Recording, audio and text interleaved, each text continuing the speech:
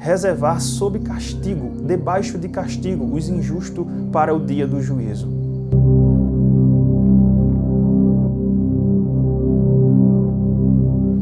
Olá pessoal, eu espero que vocês estejam bem. Este é o terceiro vídeo de como encarar a morte. E neste vídeo nós vamos ver um pouco sobre o estado intermediário dos perversos, daqueles que morrem sem ter conhecido a Cristo. Vem comigo e vamos ver o que a Bíblia diz.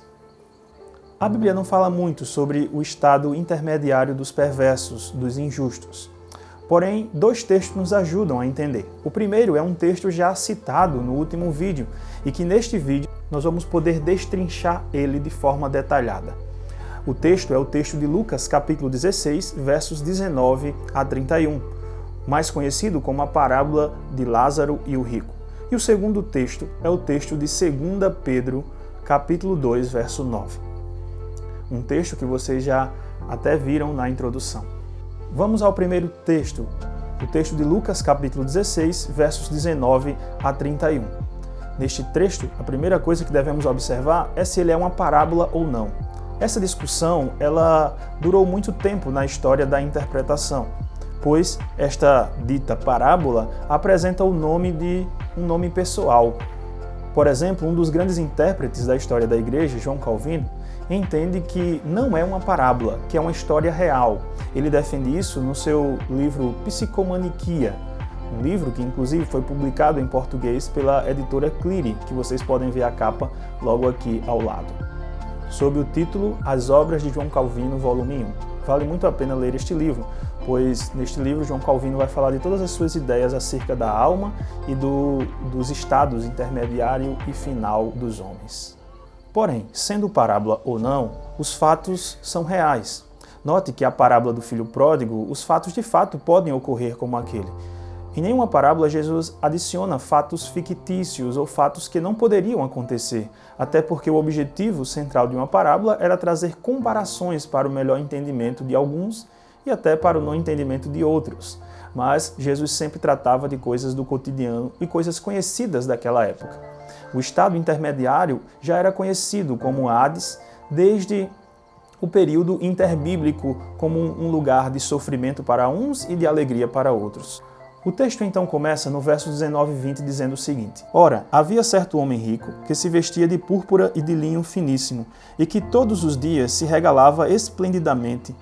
Havia também certo mendigo chamado Lázaro, coberto de chagas, que jazia à porta daquele. O nosso objetivo neste vídeo é tratarmos apenas dos representantes dos perversos, que neste caso é descrito como o rico. A parábola então estaria dizendo que todos os ricos são perversos? Obviamente que não. Abraão era rico, José de Arimateia era rico, e todos esses serviram ao Senhor com os seus bens e com as suas riquezas. Nos parece, porém, que Jesus nos traz aqui uma identificação de como o rico se torna perverso.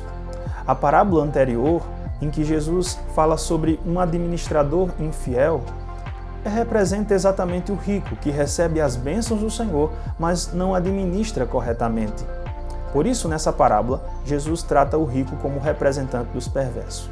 O rico aqui representa todos os perversos que desobedecem à lei de Deus, todos os perversos que desobedecem os mandamentos do Senhor e a palavra do Senhor falada por Moisés e os profetas, como diz em alguns versos anteriores neste mesmo capítulo. O problema aqui não é ser rico, mas é o que você faz com a riqueza.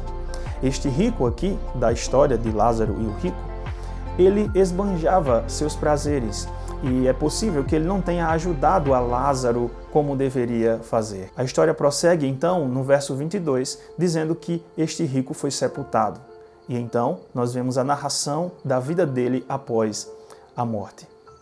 Nesta vida, após a morte, em que o seu corpo se separou de sua alma, a sua alma vive em um estado de tormento.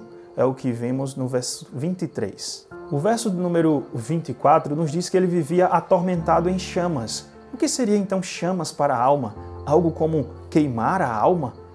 É isso que acontece com a alma dos perversos logo após a morte. É uma agonia terrível. A palavra utilizada para tormento, no verso seguinte, aponta para tristeza, angústia. É isso que é queimar a alma. É possível que seja isso. Então, esse estado intermediário dos perversos inclui muita tristeza e muita angústia, como um queimor ou chamas na alma. Esse seria o estado descrito aqui por estas expressões. O verso de número 26 nos fala ainda que o injusto, o perverso, vive em um estado totalmente separado dos justos, daqueles que estarão no gozo com o pai Abraão, tratado na parábola. Os versos 27 e 28 nos mostra que o perverso teria lembranças nesse momento e que essas lembranças lhe causariam angústias terríveis, a ponto dele pedir ao pai Abraão que pudesse voltar aos seus familiares e pudesse falar dessa realidade. Porém, o pai Abraão responde a ele que ele já tem os Moisés e os profetas, ou seja, ele já tem a palavra de Deus que ensina qual o destino deles. Porém, esses homens não se arrependem. Quanto mais eles se arrependeriam se alguém ressuscitasse dentre os mortos. Essa é a resposta do pai Abraão para o rico. Portanto, percebemos a partir dessa parábola que este estado intermediário do perverso é um estado de profunda tristeza. É como se ele estivesse experimentando o fim, ou o juízo final, ou o lago de fogo previamente apenas na sua alma. Pois depois da ressurreição, o que a Bíblia vai nos tratar, e vamos falar disso em outro vídeo, é que ele então será lançado no lago de fogo, que então esse é a grande punição eterna que cairá sobre todos os perversos. Mas logo após a morte, ele já enfrenta um lugar de tormento. O segundo texto que complementa o nosso entendimento acerca do estado dos perversos logo após a morte é o texto de 2 Pedro, capítulo 2, verso 9, que diz o seguinte: é porque o Senhor sabe livrar da provação os piedosos e reservar sob castigo os injustos para o dia do juízo. Reservar sob castigo, debaixo de castigo, os injustos para o dia do juízo. O que esse texto está afirmando é que aqueles que são injustos, que morrem sem Cristo, ficam sob castigo, debaixo de castigo, até o dia do juízo. Mas para entendermos bem esse texto, é preciso olhar o seu contexto. Esse texto de 2 Pedro, capítulo número 2, trata sobre os falsos mestres. Os versos de números 1 a 3 vai descrever como esses falsos mestres fazem mal à igreja do Senhor e como eles serão punidos. O verso do número 4 mostra como Deus puniu os anjos que pecaram contra ele. E no verso número 4 ele diz: ora, se Deus não poupou anjos quando pecaram, antes precipitando-os no inferno, a palavra inferno aqui é Tartares, os entregou a abismos de trevas, reservando-os para juízo. Portanto, se Deus puniu os anjos que caíram e que pecaram contra ele, quanto mais Deus não punirá aqueles falsos mestres. E a punição é que Deus iria reservar eles para juízo, mas reservaria eles também sob castigo. Nos versos de números 5 a 8, então, nós vemos a história de como Deus livra o justo. E o verso 9 é uma conclusão. Deus livra o justo, porém o Senhor castiga os ímpios. Na verdade, o Senhor reserva-os ou guarda-os sob castigo. O verbo se encontra num particípio presente passivo. Isso significa que a ação é sofrida por aqueles que estão sendo castigados e também significa que esta ação ela é contínua.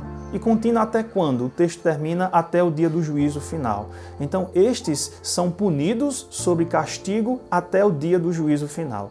Portanto, essa passagem ela coopera também para denunciar esse estado dos ímpios. Assim, nós podemos concluir, a partir desses dois textos do Novo Testamento, que o destino dos perversos é um destino terrível, é um destino onde a alma queima. O destino dos perversos, imediatamente após a morte, é um destino de sofrimento. Além de termos o destino final, que é um destino de inferno eterno, de terror eterno, que é o lago de fogo, logo após a morte, eles já começam a sofrer e sofrer bastante. Portanto, como um perverso deveria encarar a morte? Um perverso, um injusto, alguém que não foi alcançado por Cristo, deveria encarar a morte com muito medo, porque ele já começa a sofrer logo após a morte. O que nós podemos pedir neste vídeo é que você se arrependa se você se encontra entre os perversos. é que você clame a Deus, porque Ele pode misericordiosamente lhe salvar. Fica conosco aí, Deus te abençoe, reflita sobre esse tema e até o próximo vídeo com a graça de Deus. Amém.